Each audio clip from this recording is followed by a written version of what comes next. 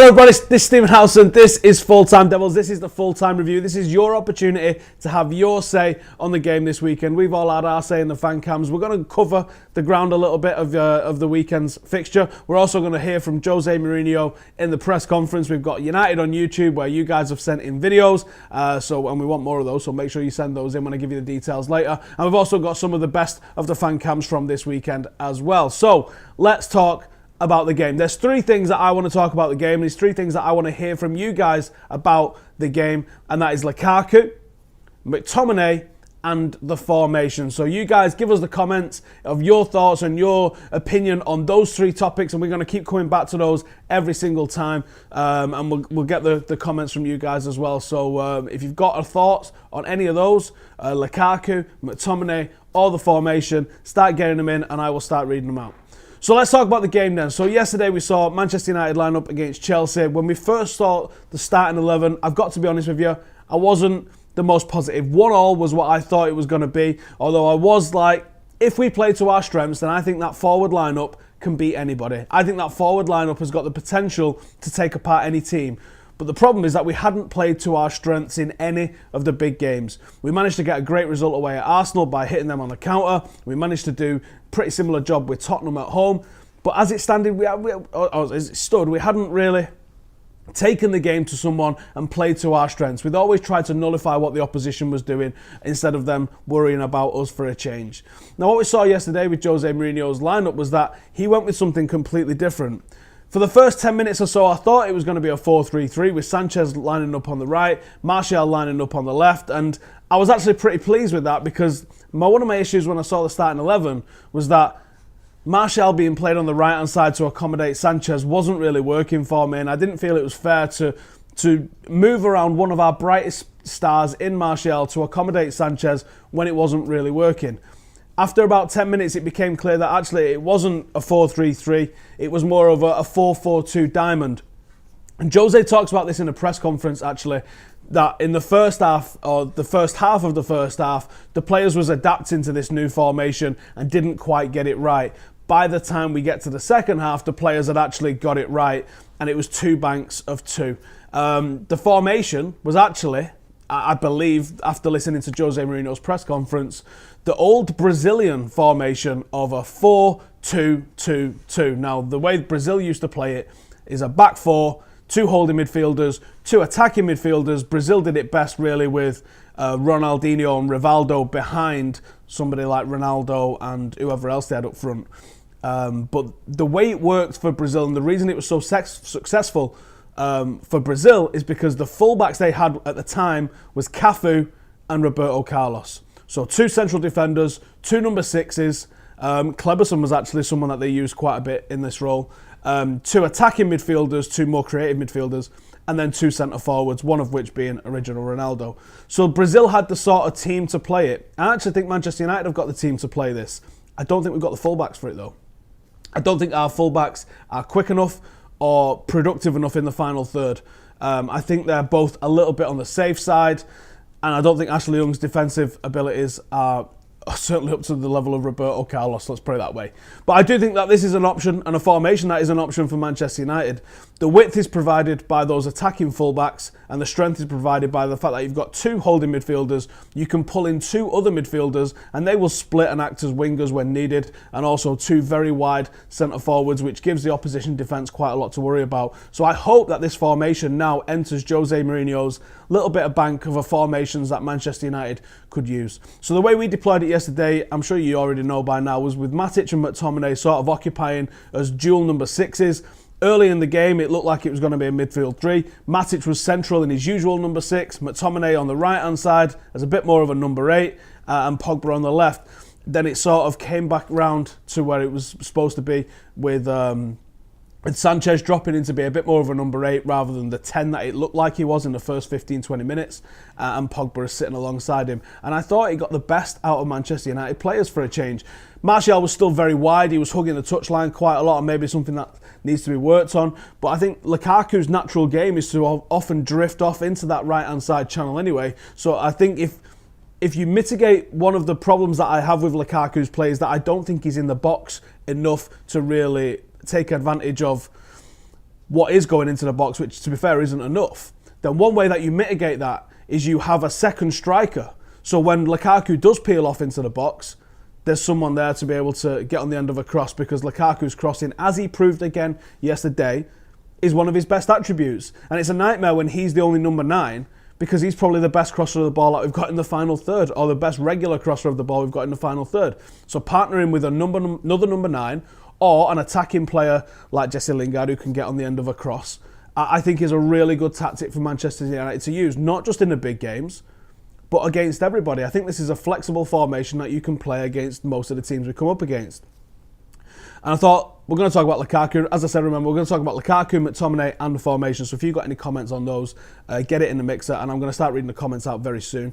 I thought Lukaku proved yet again that he's scoring goals. He's now on 22 goals, if you include the Super Cup, and I do. It was against European champions Real Madrid. It was barely a friendly, so I'm calling that one. I think that was a bigger game than playing someone at the bottom half of the Premier League, at least. He's on 22 goals. He's going to score 30 goals, and people have still got doubts about him. He gets a goal and assist against the champions, and people are still doubting him. There was times yesterday where he looked absolutely unplayable. Absolutely delighted with how Lukaku's doing. Scott McTominay. A lot of people now suggesting that Scott McTominay has worked his way into Jose Mourinho's plans. And do you know what? They might be right. The biggest of the games, Mourinho is trusting him. This is the most opposite of Mourinho thing that we thought was going to happen when he became Manchester United boss. There's a young lad from the academy, not a sexy name, not somebody that's got a load of hype behind him, but he's trusted him and he's repaid that trust with good performances. I still think there's elements of Scott's game that are a little on the safe side. He doesn't pass the ball forward enough for me. He is very safe with his ball. But that might be under orders from Mourinho. That might be him just trying to make sure he does nothing wrong in a game. He's not very experienced. Maybe he's just trying to play it safe. And I've got no issues with that, because defensively he's doing pretty well. Although I do have to say it was probably his man that he should have tracked. He got attracted to the ball for Hazard to play the ball in for Willian, but he was the man that was tracking Willian's run. I think he could have done a little bit better for that goal. But overall, Scott McTominay's performances have been pretty damn good, and quite rightly, have been a lot of fans and a lot of you guys in the comments here saying that he now probably deserves a start, and it looks like Jose Mourinho is going to be rewarding him with those starts. JS says, is Diamond the way to go? So I think we did start in the Diamond against Chelsea, but I think that was wrong that we started in the Diamond. And Jose Mourinho, I've got him coming up in a press conference, he'll tell you himself, it was actually meant to be a square rather than a diamond. So I think that the formation that you saw towards the end, where it was 2 players sitting in front of the other 2 players, that's how he wanted it. We probably didn't get it quite right early in the game. I think it's an option. I definitely think the diamond's an option, but I think that when you play a number 10, that limits the likes of Pogba. I like to move Pogba just that bit further up where he was playing yesterday. So you either play him in a 4-3-3 or potentially play him in this 4-2-2-2. I think you get the best out of him.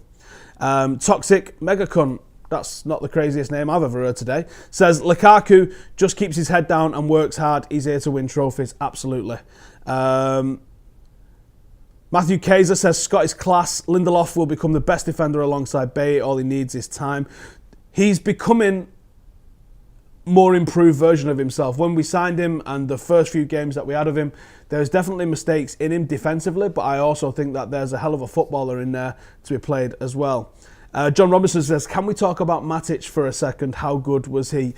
I think because he had the support of a midfield around him that he did look good. Was it any coincidence that Kante without Matic alongside him got absolutely bullied yesterday?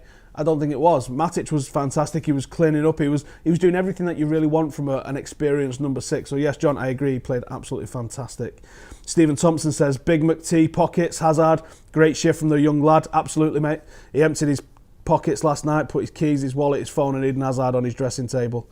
Jola says, Mourinho, very good. See, this is the thing with Mourinho, and I get a lot of the criticism from Mourinho is valid, but sometimes I think people get it wrong, because Mourinho does set the team up to win these games, and sometimes the players let him down, sometimes his tactics aren't quite right, but he's always trying to win these games, as he proved yesterday. Alex Alunga says, new defenders please, Jose. I actually do think if we did have a better defence and defenders that he could trust a little bit more, he might trust the midfield and attacking players just that little bit more as well. Paul Gathin Mambu says, Lingard should start ahead of Sanchez. I think Sanchez needs time to be bedded into his new team and his new teammates. I think he's looking pretty good. But Lingard, I kind of agree that you can't really drop him the form he's in, and he turns up in the biggest of games, doesn't he? S1HL3 says, when Sanchez comes alive, United will dominate the Premier League. I definitely think he's the sort of play that United need to play to the strengths of. The same way we do with Pogba, the same way we do with Lukaku. Ewan Thomas says, we need a winger that can cross the ball during the summer transfer window. No one's going to disagree with that, mate. Nobody. I do think we need different ways of playing, because you can get found out and then you need to go to plan B or plan C. And someone who can cross for Lukaku to get on the end of has got to be a priority for us, I think. Farman says, Kante struggled without Matic. They keep switching Drinkwater, Bakayoko and Fabregas. He's not the same player last season because there's no Matic. Exactly, mate. Exactly. Can Blind be a replacement for Ash, says Aidan. I don't know what's happened with Daley Blind. There's been options and chances that he could have played probably even ahead of McTominay, considering his experience and knowing what Jose Mourinho's like, where he could have tried him as that number 6 alongside Matic, or even instead of Matic when Matic has had this injury. Nowhere to be seen. There's been constant issues at left back and he's nowhere to be seen. I just think Jose doesn't fancy him, and I would expect him to be on his bike pretty soon. McTominay and Matic combo was pretty solid, Asif. So you guys let me know in the comments, do you think that McTominay now has cemented his place? He's certainly got his place in the squad. That's unquestionable now. He's definitely in Mourinho's plans in the squad. But how close or how far away do you think he is from being considered a starting 11 player for Manchester United? Let me know in the comments. I'll read some of those out. Dave Cooney says, were you gutted that Kane scored in the end on Sunday? I was a bit, because I was hoping Timothy Fosu-Mensah was going to batter him. And he did pretty well against him, but I think he ended up having about 47 shots, didn't he? Old Mr. Clinical Harry Kane there. Bradley says, Lindelof was great yesterday, played himself out of danger so nicely and calmly. It's been a while since we've had a ball playing centre-half. He had a good game yesterday. Do you know what? Yesterday was a good game of football. I imagine as a neutral it would have been a good game of football to watch, but watching the game, you knew this was a back and forth game of football, that both teams was trying to win this thing, and that's rare in a big game. So I did enjoy the game just as a game yesterday. Right, we're going to hear from Jose Mourinho in a second. So he's got some things that he wants to say about the attitude of the team and the way we lined up. Keep getting your comments and I'll read some of those out once we get back. But here's the gaffer. You must have been delighted with the way your team fought back. Yeah.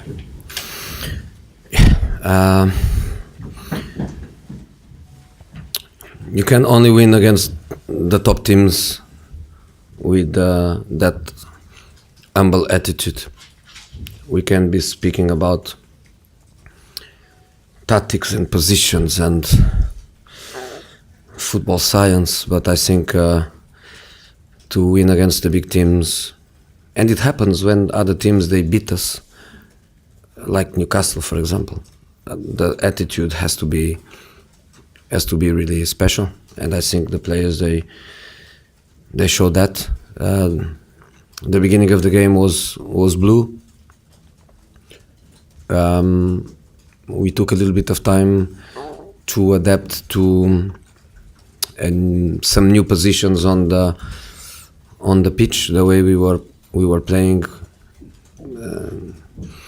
The players in the midfield square, they took a little bit of time to find the right timings to press Kante, Drinkwater, and Rudiger was bringing the ball into our midfield. But then we found that balance, and in the second half, I think the team was solid. The team felt more comfortable.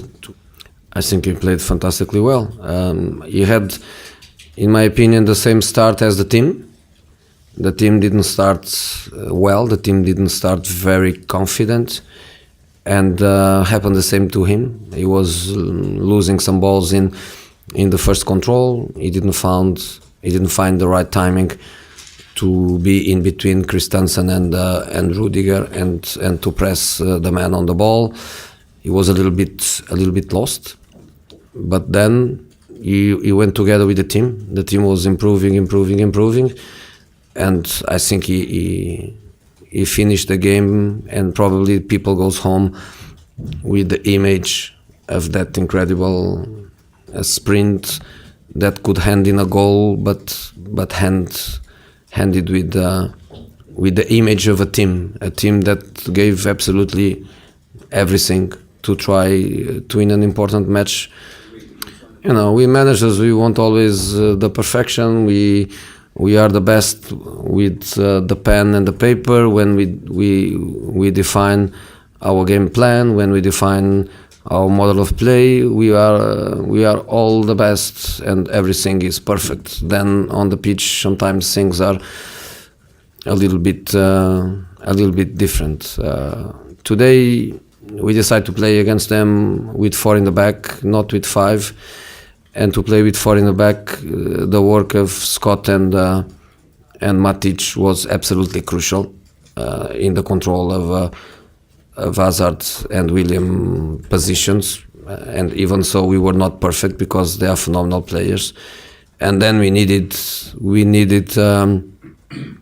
Paul and Alexis to give us some balance in front of them. So the players, they took a little bit of time to adapt to it, and I'm really happy because from that they were intelligent, and then they understood the change of Lingard, and then they understood the change of Eric Bailly when Antonio brought Giroud to play with Morata, because he was making the change Giroud for Morata, but when we score he had time to change and to play with both.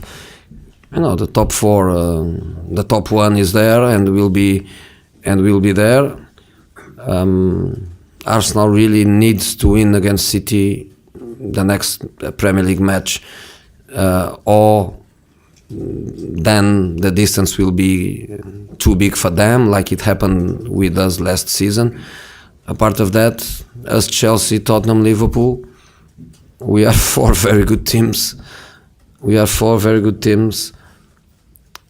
All of them fighting to be in the quarterfinal of the Champions League, and that shows the dimension of the teams. But from 4 of us, somebody has to be out, so the fight will be big until the end. So that was what the gaffer had to say in his press conference. We're going to get to your comments in a second, but I've got a favour to ask you. If you're watching on YouTube, can you give it a like and a share? And if you're watching on Facebook, you can click share as well, so we get as many people watching this live as possible. Thank you very much. Right then, so some of you guys have got some awesome comments, so I'm just going to address what the boss has said.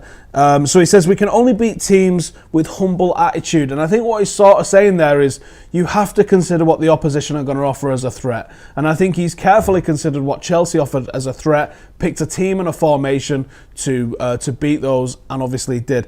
He also mentioned it took a little bit of time to adapt to new positions. Again, this is the first time I've seen Jose Mourinho play this 4-2-2-2 with Manchester United. I think he might have played it at Inter Milan when he had Milito and Eto'o up front, and Schneider, and who else?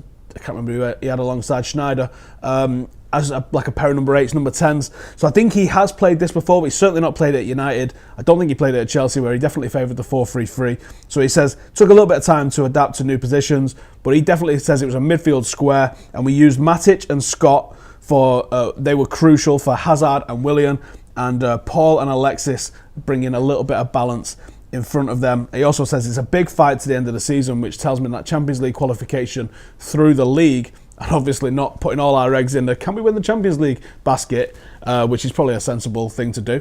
To the end of the season, we are going to be fighting on that one. So a couple of comments that I saw earlier. Someone said Luke Shaw has earned his place as much as Young has lost his place at the moment, but he's still not getting played. I would agree on that one. A lot of praise from McTominay. Yudish says if McTominay had a more exotic name like McTominay, everyone would be raving about him. I also saw a comment mentioning that Fosu Mensah has got more ability about him, and I do agree on that one actually. And he says, why hasn't Fosu Mensah been given his opportunity? Well, I think at the start of the season, Jose looked at the likes of Tuanzebe and Fosu Mensah, and he said, and Pereira as well, these are players that I think are probably ready for being first team squad. Let's get them out on loan. Let's go and see how they react to playing a full season. At the moment, McTominay's played, I think, around a dozen games, many of those off the bench.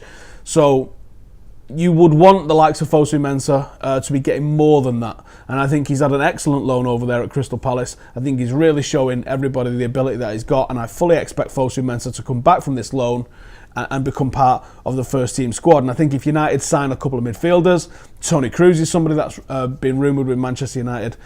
Carrick is going to retire. There's talk that Herrera might be off. There's talk Fellaini might be off. Then Scott could be definitely part of the squad next season.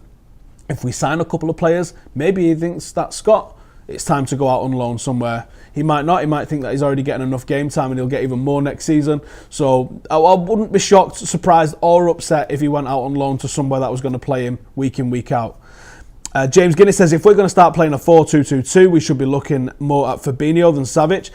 As I just mentioned, there's several midfielders that are going to be leaving. I don't think we're going to sign just one player this summer. But yes, I do think fullback is an area that we need to address. If Jose doesn't fancy Shaw, it's pretty clear that he doesn't. He needs to find someone that can do that job. Can Demi Mitchell do that job? He's on loan at Hearts at the moment.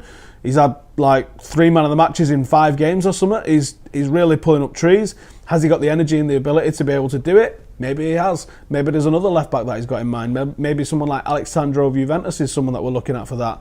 But I agree, Fabinho or even Fosu Mensah, to be honest, could be the option for us next season at right back if we are going to persist with 4-2-2-2. I think 4-2-2-2 also gives us the option to play Rashford alongside Lukaku or Rashford alongside Martial if we wanted to change it up. I think there's a lot of flexibility in this formation. It's something that I think that Mourinho could move towards.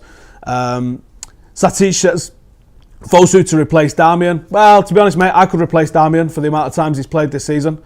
Gary Wells said, I consider the next 2 league games as real 6-pointers to try and cement our second place spot. Yes, Palace game is like a 6-pointer for me in the respect of keeping the pressure on. I get what you're saying there, Gary. I think you're right. It's a must-win game. United cannot be dropping points to the likes of Crystal Palace and expecting to remain in second. We allowed the other teams to close in on us a little bit with our poor results in recent weeks and what happened in December. So I think Manchester United now need to get a little bit of a space between us. We are starting to put a little bit of distance between ourselves and the likes of Chelsea, and also Tottenham are a little bit away from us as well.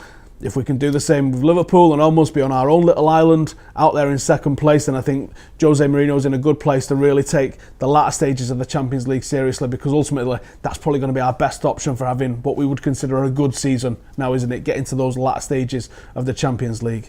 Dave Smith says, Gomez with a load of exclamation marks. I get what you're saying. Gomez is not ready yet, I don't think, but I wouldn't be surprised to see Gomez not go on loan. I think he's the sort of player that probably wouldn't benefit from going to the Championship. He's probably going to benefit from being in a good side, and I hope he gets more game time towards the end of the season. Andres Pereira needs first team or we lose him, says Matthias.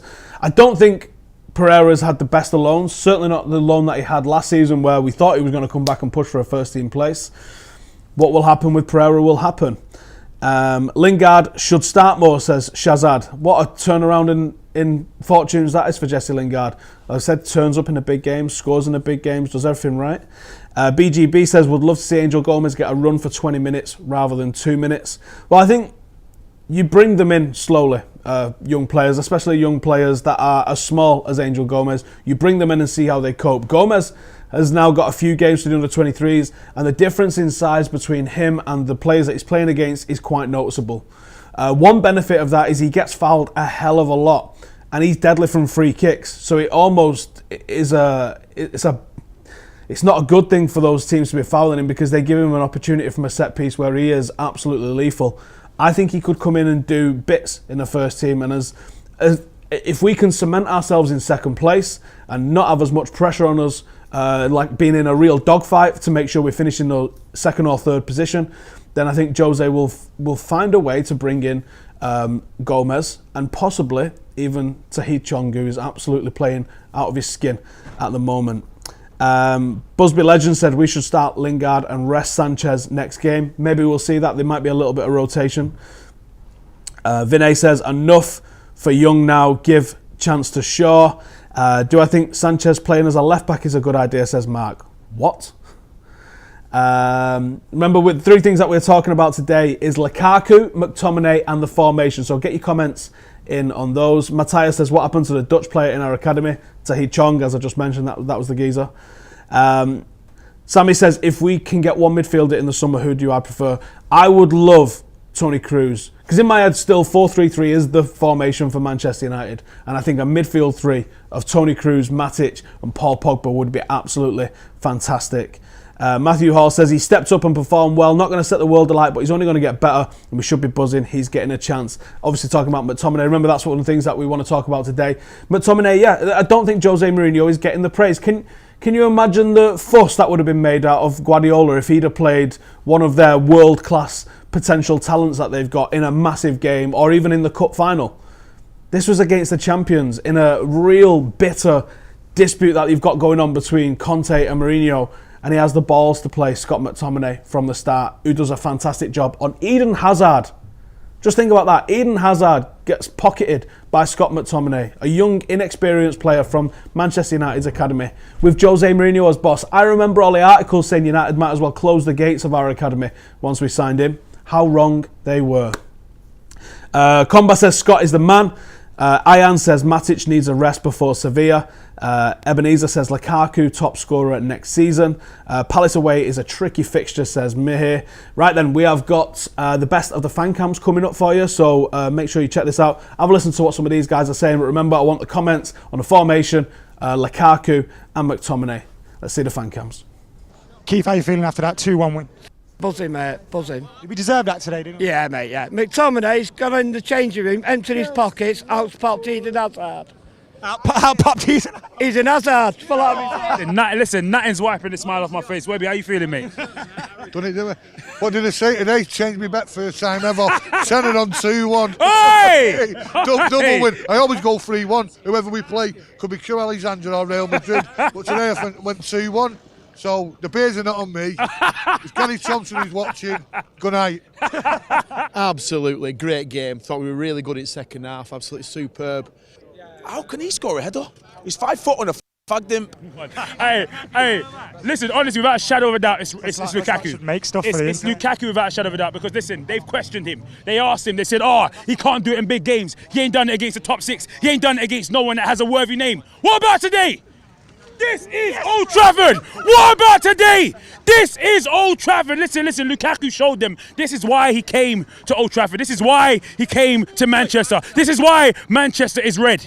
All right? I'm here from France, and I'm so happy. Tony Marshall came from France. Tony Marshall came from France. English president. I know, fantastic. We won 3 points. Chelsea. Yay! Mike, you happy with that? Great performance, mate. Audible start, but finished well. Lukaku didn't do much, but when he did, it was all quality, mate. Enjoyed that game. Sophie, we all know that Conte wears a wig.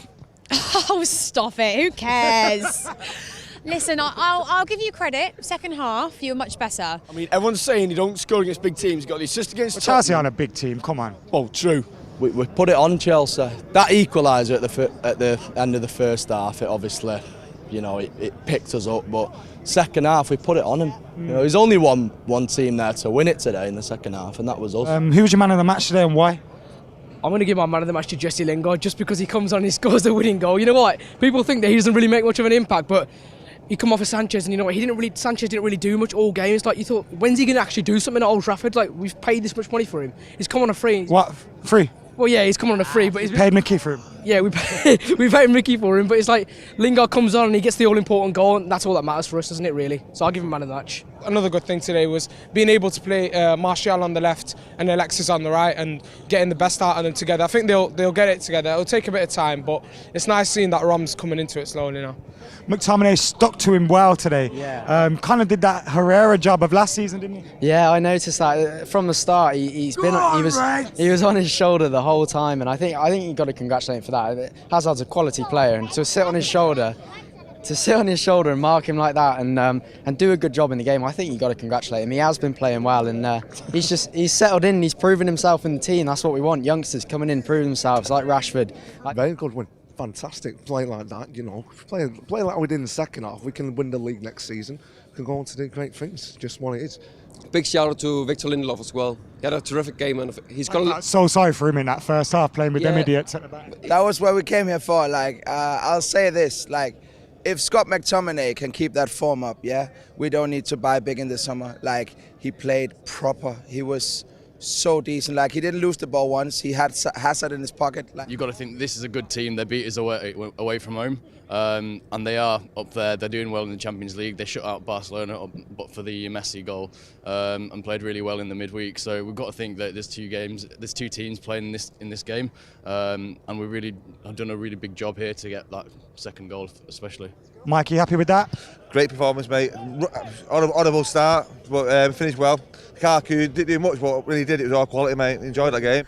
Right then, loads of happy Reds there in the fan cams. If you want to watch more of the fan cams, then head over to our YouTube channel and check those out. All there from yesterday. There's quite a few of them, so go check those out after you finish watching this. Now, I saw a comment. I didn't catch the name. I apologise. But someone said in the comments here, United need to work on our cohesion when we're attacking. We don't look like we have a plan going forward. I absolutely agree. Yesterday, when Chelsea were attacking, one of the things that I noticed with them attacking is they would try and draw us over to their left-hand side, and then they would spin a ball out to the right-hand side, really sort of targeting Ashley Young, possibly because defensively he's fairly naive and there's an error in him, possibly because he plays quite high as a winger. He likes to definitely try and get forward, and there's spacing behind him. You can definitely get behind him. But the plan was clear. The plan was clear to spin it out to the right-hand side, get past Ashley Young, and then get across in behind. Morata's a bit of a big lad, trying to look for his head and then look for a knockdown or something like that. That was a clear plan. Now, that might have only been one plan. They may have other plans that I didn't really notice, but that was a clear plan that I could see from Chelsea. If you ask me how United played, I can tell you how they lined up. I can tell you what we look like in terms of defensive shape, but there wasn't like an obvious thing we was trying to do. Something that we'd worked on in training, maybe to isolate a certain defender, maybe to isolate the fullback, maybe to isolate or create a 2v1 somewhere. Nothing like that seemed to be obvious from United, and I do think that's one of the issues we've got with United. It seems that we set up how not to lose the game, and then we rely on the individual players' brilliance and intelligence to try and win us the game. Now, I do think that's somewhere that United could level up. Lukaku was able to play yesterday because Martial and Sanchez was close to him, says Pundits. It didn't happen in the previous big matches. Correct. I've actually got some stats on this for you. Statman Steve over in the corner here. So in the previous big matches against the other top 6 teams, Lukaku had 1 shot on goal in all of those games except for City, where he had 2, and Tottenham, where he had 3. That was Tottenham at home, where he managed to pick up an assist. Yesterday he had 5. And he scores a goal. And he was pretty close on another couple of occasions as well, to be honest. It's simply a case of getting Lukaku in goal-scoring positions more often. We've not done that in the big games. The second that we do, the first game that we really do, then you find out Lukaku can find the net against these teams. It's just a pure case of we're not getting the ball to his feet, we're not getting the ball to Lukaku in positions where he can score goals, and he can't magic it out of nothing. People bring up Harry Kane all the time. Harry Kane has taken more than double the amount of shots that Lukaku has taken in the Premier League. Now, people say that's because he shoots from anywhere. Well, I question his decision-making if he just shoots from anywhere. Lukaku gets it into the box. We saw how well-worked his goal was. He takes it in, nice and close, and he puts it away with a really good finish. Mega underrated, I think, at the moment. As I said, he's going to score 30 goals this season, and people are still going to be calling him a donkey. Yazan says, huge critic of Lukaku, but for me, he had his best game in the United shirt yesterday. Maybe Pogba as well. 4-3-3 does wonders for us. Yes, I guess we wasn't really playing a 4-3-3, but I understand what you're saying. Yes, we had players in and around him, and we held the ball a little bit higher. Solid in the middle for a change, rather than just hitting hopeful balls up to him and hoping, he's a big dude, he'll get on the end of them somehow. Matthias says, Steve, our future looks bright. Do you think we'll replicate the class of 92? Nope, never. We need time to get used to the 4-3-3 formation. Bailly and Shaw should start the next game, and then we have a strong lineup, says Toffee. Yeah, I agree on that, mate. I think we should really look to that. I think yesterday put a lot of positivity into a lot of Reds that we can go and actually do something in Europe. We can shithouse our way to a 0-0 away from home against anybody. I'm certain of that. But can we get them home, and can we play on the front foot against a big team at home? Now, I think we do Chelsea over 2 legs if we drew them in the European Cup. I think we do Liverpool if we drew them over 2 legs in the European Cup, and I think we can do Spurs. So that's almost potentially half of what we're going to be facing come the quarterfinals that I would be confident going into. There's a couple of other teams as well. Let's find out what happens when we get there. Assad says, Valencia can't cross, mate. That's a big issue. I missed the first time's balls in the box to Chicharito during Fergie's time. It's mad, isn't it? Because his best asset was a cross when he was the winger.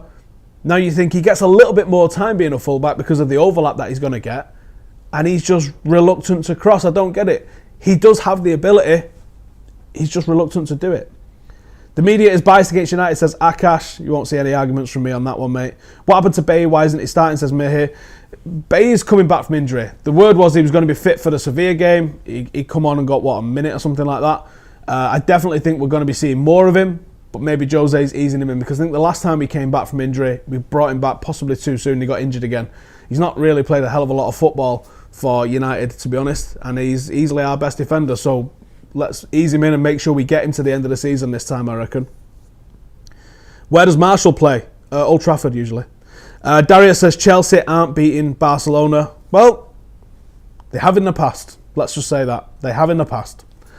I'd like to see a 4-4-2, says Alistair. I don't think we've got the natural wingers to play that. I think what we played yesterday is much more suited to us. Mateus says we need to stick to 4-2-3-1. I definitely don't agree. 4-2-3-1 has been the bane of our season. I think that's where a lot of our lacklustre performances have come from. We've got some more people that need to talk about the game anyway coming up for you right now in United on YouTube. And once we finish with these, I'll tell you how you can get involved next time. All right, everybody. Manchester United have beaten Chelsea 2-1. Come on. I'm so happy. Lukaku finally makes a contribution against the Big Six side, because we didn't play defensive. Well, we sort of did, but we didn't park the bus. Great result for us. Much better second half display after a pretty dire first half. Jesse Lingardinho with the impetus coming off the bench. I mean, what more can we say about that man? A great energy and a great finish, although the credit has to go to Romelu for that goal. Got a goal and an assist. Brilliant play from him. I wish that scissor kick went in. What a goal that would be. Yeah, and the fans were getting pissed off with the players, and the players reacted, and it's good to know that the players care about the fans at your club. I thought he didn't turn up against the top teams.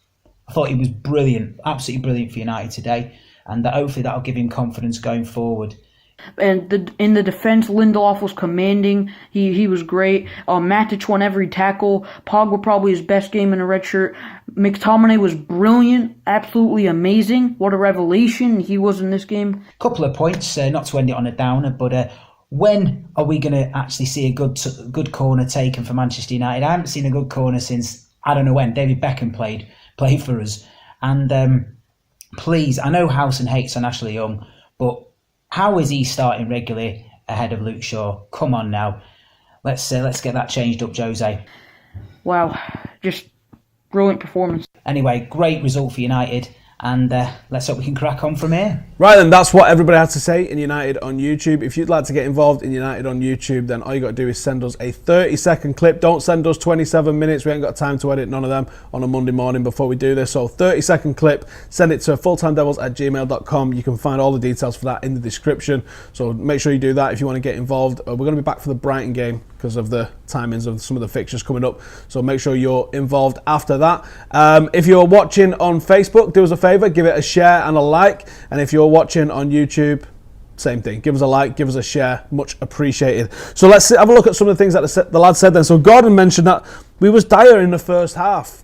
I actually disagree. I thought, like Jose said, we took a little bit of time adapting to the positions that the players was playing in, but I thought there was some really good individual performances, certainly defensive performances. I thought we shut down the likes of Hazard quite easily. There was obviously the error for the goal, just to be expected. There's going to be a couple of mistakes in the game. But I thought, apart from the goal, United looked really good. There was a couple of opportunities where I could really see what United was trying to do in terms of countering. I think around about the 25-minute mark, there was a breakaway where Paul Pogba had Lukaku to his right and Martial on his left. And that specifically gave me a lot of hope for some of these bigger European games, where he had two options. I think he held onto the ball just a little bit too much, but then Martial bangs in a great cross and Lukaku's not able to finish it. But I thought that little 10-second part of the game there was a real positive thing for United. It showed our intent and what we was trying to do. We wasn't slow getting it forward, we was quick, and I thought that boded well for the rest of the game. Raph says, It sounded like the fans were pissed off with the players, and then the players responded. I've had a few people talking about the atmosphere yesterday. I can only assume it's where Sky mount their microphones, because it was absolutely rocking in the Stretford end. Probably the best atmosphere that we've had this season. It was rocking all the way around me. I have nothing else to say apart from I don't know what everyone's on about, because I know that they put the microphones near the away fans and that's all you can ever hear. But you're going to have to just trust me, the Stretford end was bouncing yesterday from minute 0 to minute 90. A lot of praise from McTominay, as expected. And then Gordon finishes it talking about corners. And he says, we haven't had a good corner since David Beckham.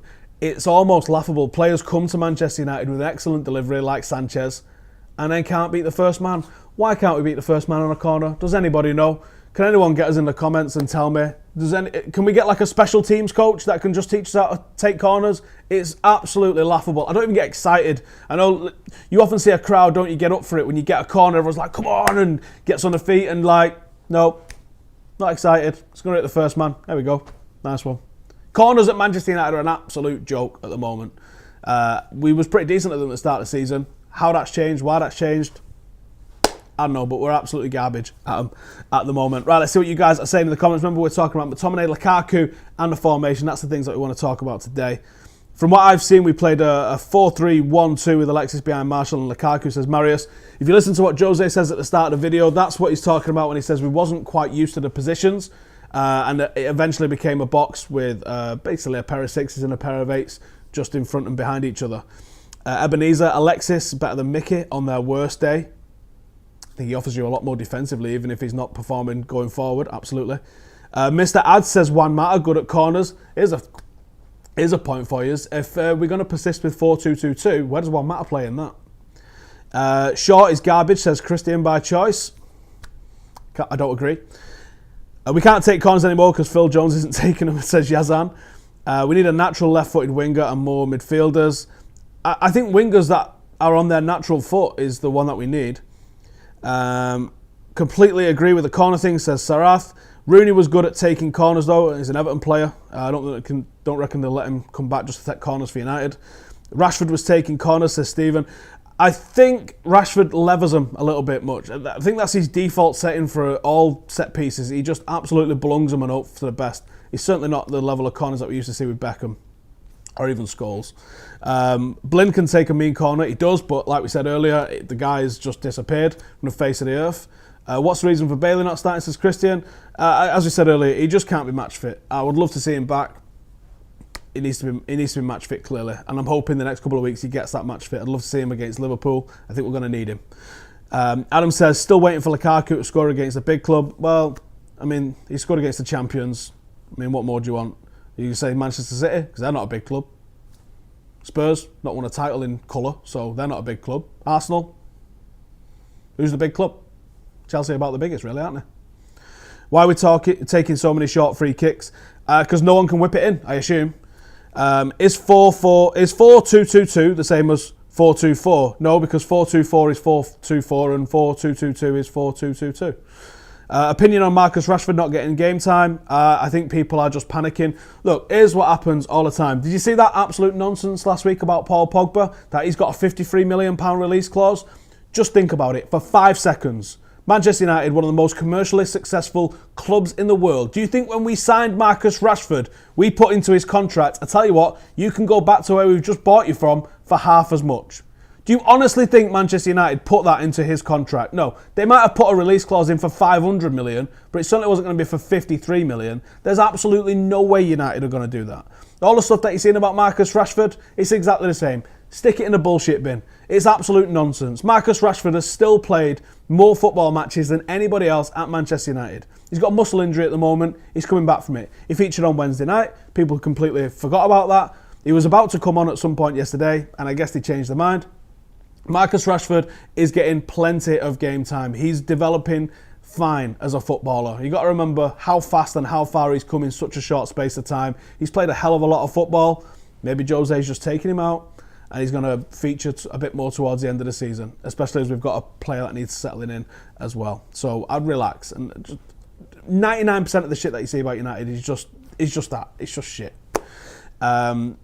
Would give 80 million for Willian all day in the summer. Reds are crying out for someone with his pace and ability, says Tony. I absolutely agree, mate. I thought Willian was fantastic, and he's a player that always seems to perform as well, so I would definitely agree with that one. He can play a number of places. We played the diamond, said Steve. Well, Mourinho says we played a square. The average touch from everybody looked like we played a square. I'm going to say we played a square. Ashley Young takes decent corners. I haven't seen one. Do we loan Rashford? What for? Why would you loan him when he's played more than anybody else? Thanks, smartass. I meant, can you explain 4-2-2-2 a little bit? Is it 2 DMs with 2 wingers? No, because that would be 4-4-2 essentially. It's 2 defensive midfielders with 2 more attacking midfielders and 2 strikers. Hence why it's 4-2-2-2. Pereira back as Pogba back up, Fabinho in for Carrick. Summer business done. I still think we need some fullbacks and possibly a winger.